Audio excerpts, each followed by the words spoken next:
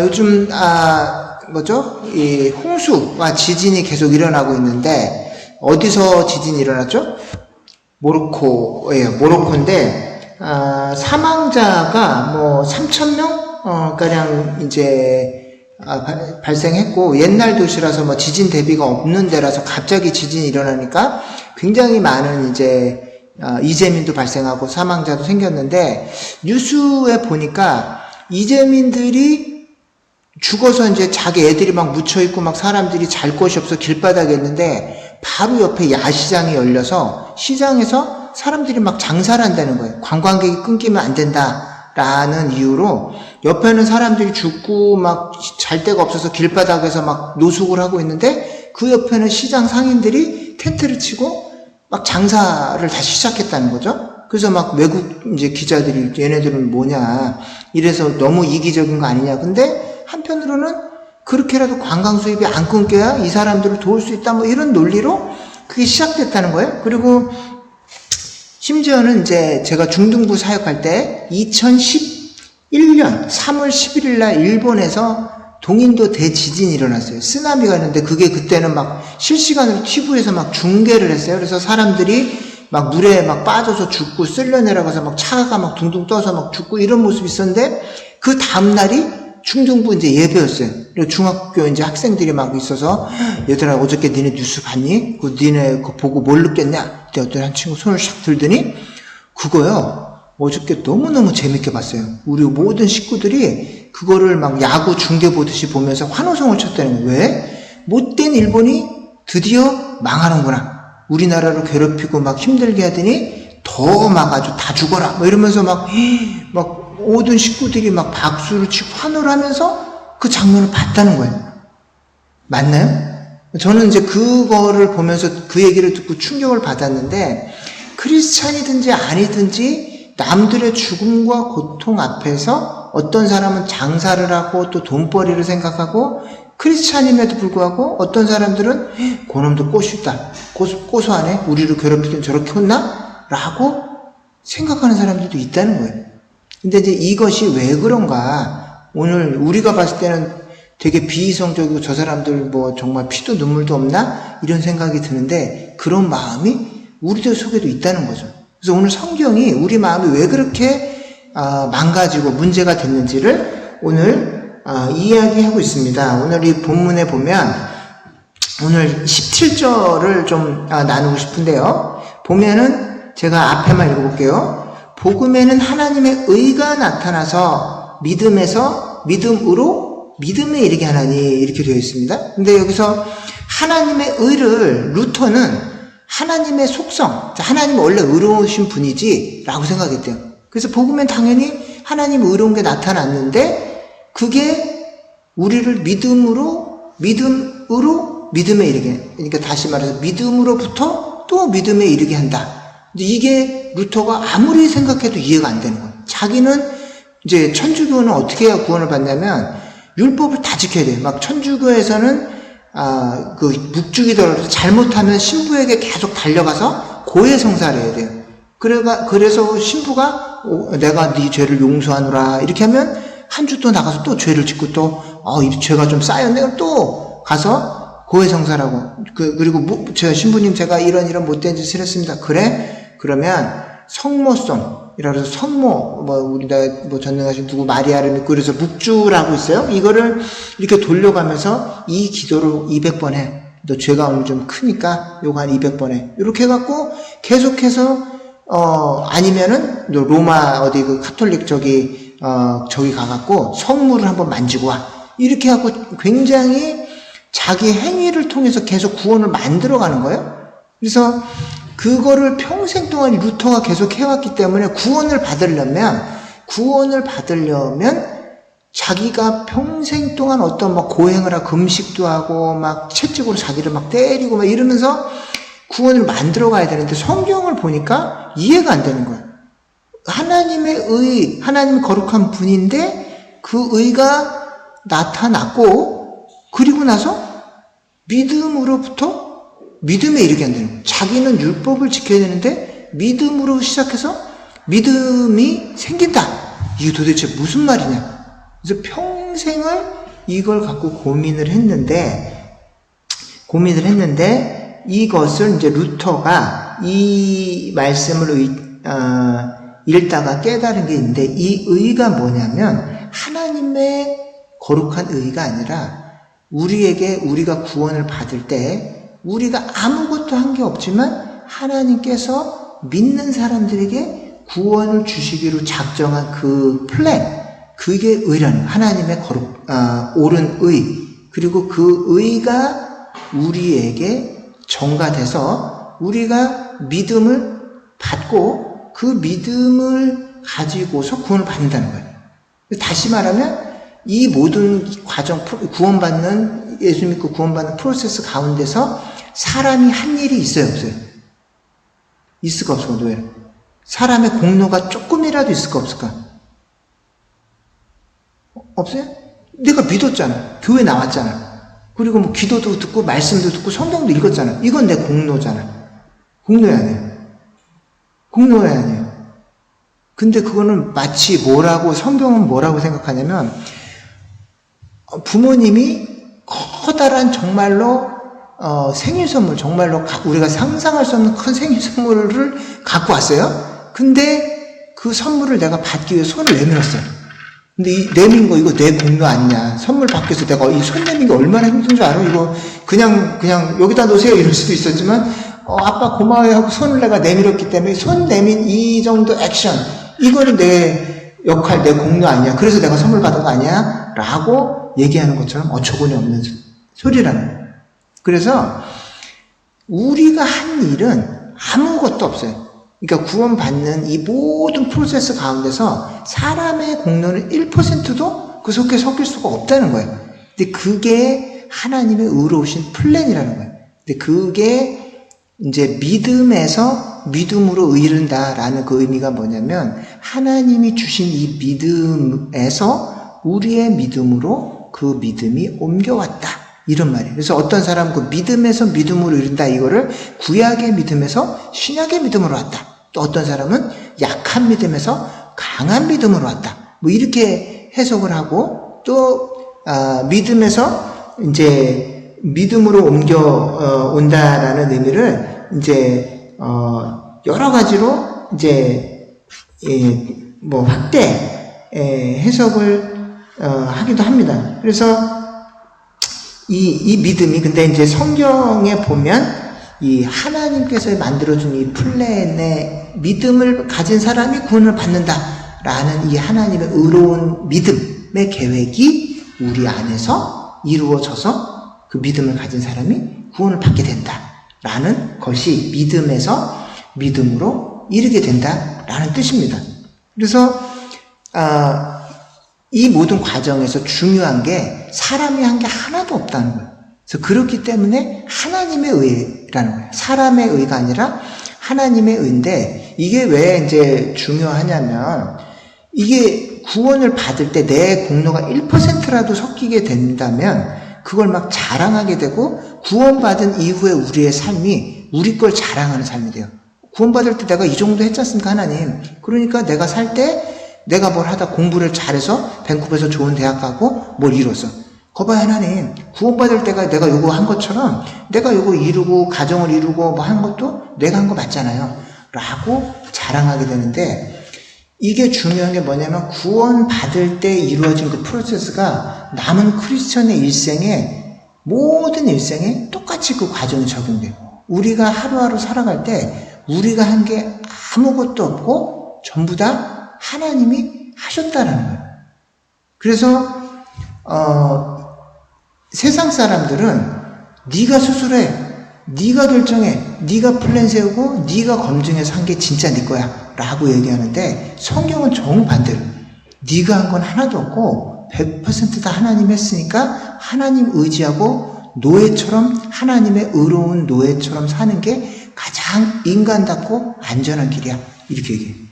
근데 어떤 사람은 자존심 상하네. 내가 이렇게 똑똑하고 내가 이렇게 공부 열심히 하는데 하나님만 바라보라고? 그건 너무 무책임한 거 아니야? 근데 그게 크리스찬들의 삶에서는 가장 안전하고 가장 지혜로운 삶입니다. 그래서 이게 왜 힘이 되느냐? 여러분들이 오늘 아까 모로코랑 리비아에서는 지금 10,000명 정도가 그 홍수에 휩쓸려 갔대요. 실종자가 10,000명인데, 그 가족들, 그 죽은 사람만 10,000명이지만 그 가족들 중에 친척도 있죠? 친척들 중에 한 명이라도 죽었다 생각하면 여러분들이 남은 일생을 편하게 희희낙낙하면 살 수 있을까요? 없을까요? 가장 친한 친척이나 내 형제들 중에 한 명이 홍수로 죽었어. 그러면 그 남은 가족들은 일생 동안 트라우마가 남을까요? 안 남을까요? 남겠죠. 가족들뿐만 아니라 친척들까지 아니면 한 1만 명이 죽었다고 치면 10만 명이 남은 일생 동안 씻을 수 없는 트라우마가 생긴 거예요. 그러면 그것을 볼 때 우리는 그 멀리서 중계방송을 보면서 이 사람들 아프겠네? 한데 나는 오늘 뭘 맛있는 걸 먹지? 내일 어떤 음식을 해서 재밌게 우리 식구들을 먹을지? 그런 고민을 해요. 근데 이게 무슨 문제냐면 그 사람들이 죽은 건 당연히 그 사람들이 그 안 좋은 상황에 안 좋은 시간대에 거기 있었기 때문에 죽은 거지 나랑은 아무 상관이 없다 라고 생각하기 때문에 그래요. 근데 지난번에 그 동일본 대진진이 있을 때 중학교 학생들이 박수치면서 멀리서 팝콘 먹으면서 야구 중계방송 보듯이 그것을 보면서 일본 놈들 쌤통이네 라고 생각한 것이 뭐냐면 나는 괜찮잖아. 나는 죄가 없잖아요. 하나님. 저는 그런 일 당할 만한 죄 지은 적이 한 번도 없고 저 사람들은 못됐잖아요 라고 생각하는 거랑 똑같은 거예요. 근데 하나님 뭐라고 그러냐면 너희들이 그 사람들보다 죄가 없다고 착각하지 말라는 거예요. 너희들도 회개하지 않고 감사하지 않으면 저들과 똑같이 망하리라 신약성경에 와서 그래요. 사람들이 실로암의 망대가 무너져서 굉장히 수많은 사람이 죽었어요. 그래서 와서 죽어서 이걸 보고 하니까 너희들이 죽은 그 사람들보다 죄가 없는 줄로 생각하느냐? 너희들도 회개하지 않으면 똑같이 저렇게 한시에 한날에 갑자기 멸망할 수도 있다. 그것이 너희들 인생이다. 라고 얘기해요.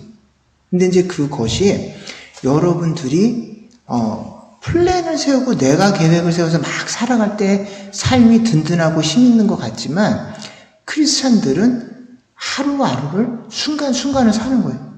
그래서 하나님 오늘 한순간 저에게 숨을 붙여주셔서 감사합니다. 오늘 한순간 저를 살아갈 수 있는 힘을 주셔서 감사합니다. 라고 순간순간을 살아가는 게 크리스찬들의 가장 큰 저력이에요. 긴 플랜도 물론 중요한데 오늘 이 주일 오늘 하루를 내가 다치지 않고 숨이 끊어지지 않고 큰 사고 치지 않고 오늘 하루 안전하게 내가 여기 나와서 예배 드리게 해주셔서 감사합니다. 라고 생각하는 이 가난한 마음, 이것이 있다면 못할 일도 없고 견디지 못할 고난도 없다라는 거예요. 근데 그게 예수님을 안 믿는 사람들에게는 없어요. 근데 모든 예수님을 믿는 구원받은 크리스찬들에게는 이게 있는데 하나님 오늘 이 순간 요 1시간 요 1분 동안 내 숨이 끊어지지 않고 붙어있게 해주셔서 감사합니다 라는 이 고백이 있는 사람들에게는 견디지 못할 일도 없고 자존심 상해서 못할 일도 없고 내가 감당하지 못할 그 큰 실망감도 없다라는 것이에요. 근데 이런 관점을 가진 사람이야말로 진짜 구원받은 사람이에요. 오늘 사도 바울의 입장에서 보면 하나님의 의가 나타나서 믿음에 이르게 했다라고 했는데 이 하나님의 의, 내게 아니라 하나님께서 저를 구원해 주셨습니다 라는 이 고백이 있는 사람들에게는 못할 일도 없고 견디지 못할 고난도 없고 그리고 내 자존심이나 내 마음이 상해서 만나지 못할 그런 사람들도 없다라는 거예요. 근데 이 고백이 없는 사람들에게는 아무리 적은 일이 있어도 자존심 상해. 아무리 약한 좀 불편한 일이 생기면 내가 이런 일까지 해야 돼? 내가 어떻게 살았는데 내가 어떤 사람인데 이렇게 하면서 하나님이 주신 이 환경 속에서 일생 동안 감사를 모르고 살아가는 거예요. 근데 이제 이게 오늘 이 성경에서 바울이 우리에게 주시는 하나님의 의가 우리의 남은 구원받을 때뿐만 아니라 남은 일생도 우리를 건지는 거예요. 하나님께서 주신 그 의 때문에 우리가 살아간다는 이 고백이 우리가 하루하루 순간순간을 살아가게 해주는 그 고백이 되는 거예요. 그래서 뭐 지난번에도 얘기했지만 제가 캐나다 와서 이제 영어 공부를 40대 넘어서 했는데 너무 힘들어요. 성적이 안 올라. 그래서 아내가 아파갖고 한국에 잠깐 가 있을 동안 7개월 동안 막 영어 단어 외우고 토플 공부를 막 하루에 한 12시간, 13시간을 엄청 했는데, 그리고 이제 토플 시험을 딱 쳤어요. 그리고 우리 와이프가 이제 갔다가 오면 깜짝 놀래줘야지. 이 성적을 받아가지고 깜짝 놀래줘야지 하고 7개월 동안 엄청 공부해서 시험을 딱 쳤는데 결과가 어땠을까요? 좋았을까요? 나빴을까요? 어땠을 것 같아요? 그동안 토플 시험 봤던 것 중에 최악의 성적이었는데, 내가 그동안 슬렁슬렁 했을 때 요 정도 나왔는데, 죽기 전에 7개월 동안 딱 하고 시험을 딱 봤는데, 그동안 쳤던 시험 중에서 가장 최악의 점수가 나왔어요. 그래갖고, 이건 아닌가 보다. 그래서 이제 아내가 한국에 있다 돌아왔어요. 그래서 아내한테 뭐라 그러냐면, 여기까지 했으니, 우리 이제 할 만큼 했다. 이제 한국 가자. 이제 포기하고, 이제 우리는 여기서 하나님의 뜻도 아닌 것 같고, 공부도 아닌 것 같으니, 이 정도 하고 적고 돌아가자. 근데 이제 아내랑 저랑 한 말이 뭐냐면, 우리가 여기서 우리 비전을 세우고, 우리 뜻 때문에 여기 온 게 아니라, 하나님의 일을 뭔가 해보고, 그리고 영어 성적 잘 따기 위해서 온 게 아니기 때문에, 우리 동기가 바르고, 하나님께서 여기 계획이 있다면, 조금 더 해볼만 하지 않겠냐. 그래서 포기하지 않고, 이제 그 다음에 이제 조금씩 더 했더니 이제 성적도 좀 오르고, 여기 살 길이 열렸어요. 근데 이제 만약에 그때 우리 계획대로 우리가 언제까지 토플 성적 따고, 언제까지 영주권 따고, 언제까지 뭐 하자, 이런 계획을 짜서 그게 안 됐더라면 포기하고 돌아갔을 거예요. 근데 우리 계획이 아니라 하나님의 계획을 따라서 갈 때에 그 사람들이 가장 롱런할 수 있고, 그 사람들이 가장 그 영역에서 오래 살아남을 수가 있어요. 그래서 여기 뭐 노엘이나 여기 사모님도 노엘이가 어떤 직업군에 들어가고 어떤 일을 할지는 몰라요. 근데 내가 세운 계획이 아니라 하나님께서 나를 여기다 보내셨고, 하나님이 원하시는 일을 하고 있다면 여기서 하나님 내 길을 열어주실 거야 라는 그 믿음이 있다면, 결과가 어떻든지 간에, 사람들이 뭐라 그러는지 간에 그 영역에서 가장 끝까지 살아남고 가장 그 일을 꾸준히 해낼 수 있는 사람은 크리스찬들밖에 없어요. 그래서 그게 크리스찬들이 그 땅에서 끝까지 의인이 그 땅에 남으리라 라고 얘기하시는 하나님의 약속의 근거예요. 그래서 오늘 바울이 주는 이 소망의 메시지 중에 하나가 뭐냐면, 하나님의 의란, 우리의 의가 아니라 하나님의 의가 우리에게 나타났고, 믿음에서 이 믿음으로 이르게 한다라는 그 의미입니다.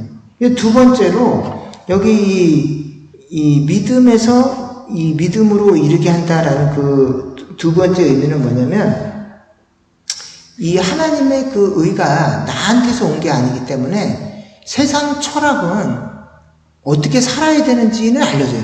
근데 뭐는 못 주냐면 살 수 있는 힘은 못 줍니다. 철학이나 막 여러분들이 수학이나 공부를 하잖아요. 매스 공부하면 이게 뭐가 문제고 수적으로 계산해 보면 이렇게 하면 돈이 벌리고, 이렇게 하면 비즈니스가 되고, 이렇게 하면 뭐가 되겠구나, 아이디어는 있어요. 근데 그걸 실천하면서 살아낼 수 있는 힘을 안 줍니다.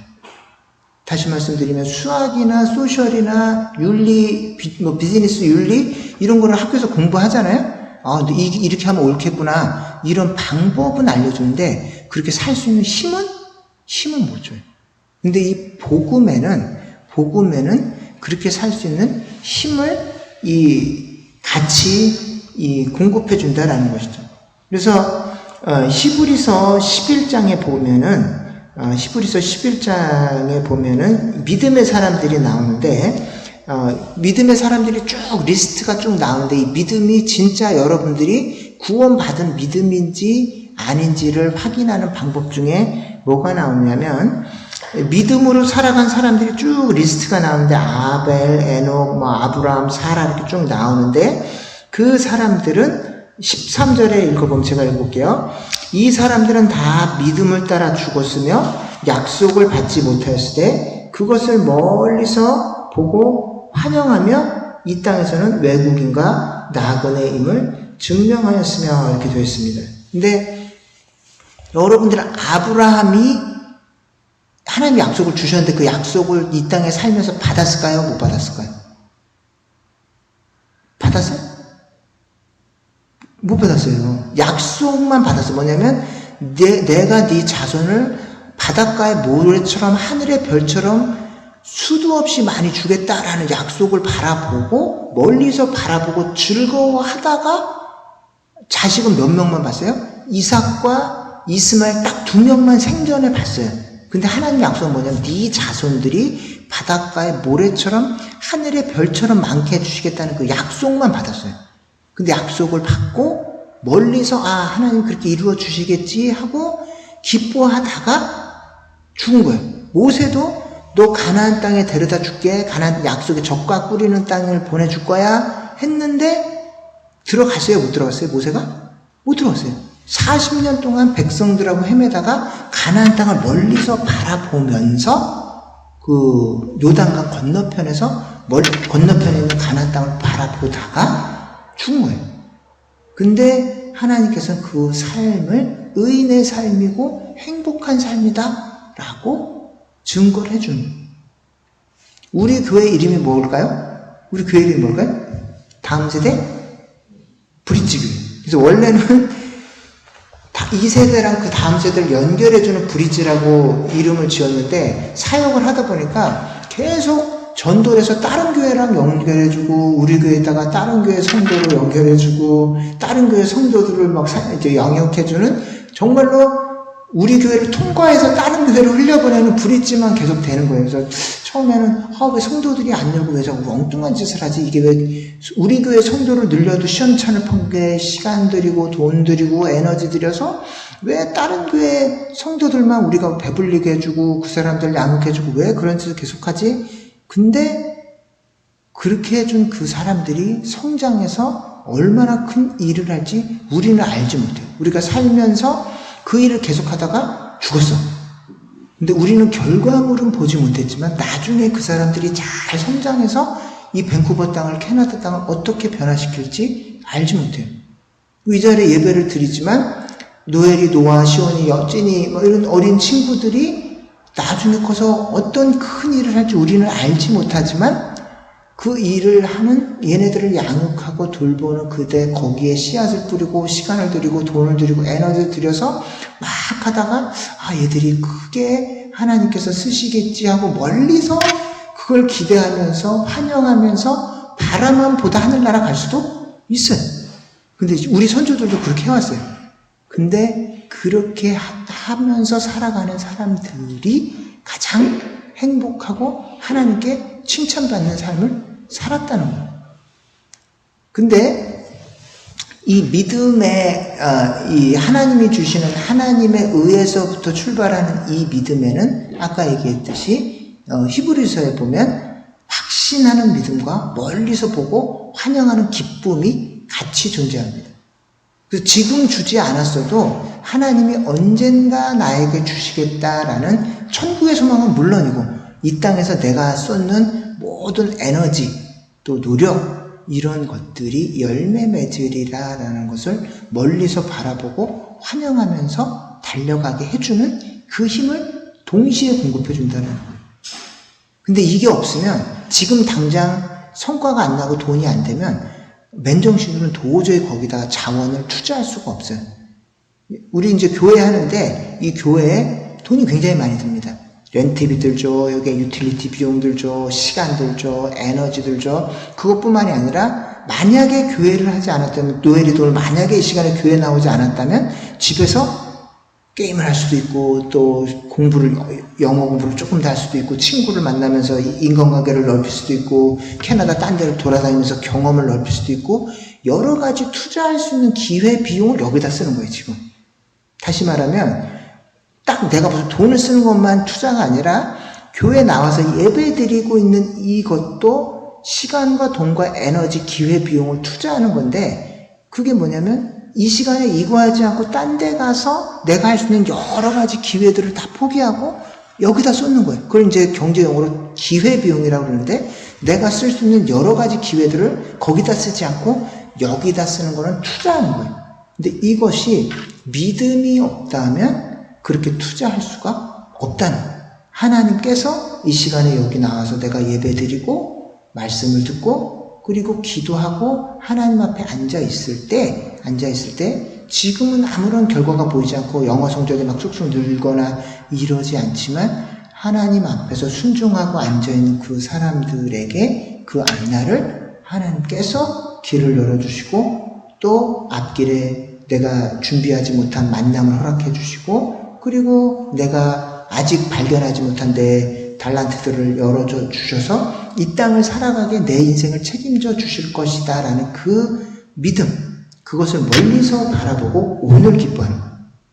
다시 말씀드리면 그게 이루어졌을 때 말고 지금 현재에 그게 이루어진 것처럼 멀리서 바라보고 기뻐할 수 있는 것이 그게 믿음의 증거예요. 진짜 거듭났다라는 증거가 뭐냐면 지금 나한테 그게 오지 않아도 멀리서 그것을 바라보고 현재에 아무런 성과가 보이지 않고 아무런 결과가 보이지 않을 때도 기뻐하면서 그 일을 꾸준히 계속 해나갈 수 있게 해주는 그 힘이 그 복음 안에 담겨있고 그 믿음 안에 담겨있다는 거예요. 근데 그게 없으면 오늘 투자할 수가 없어요.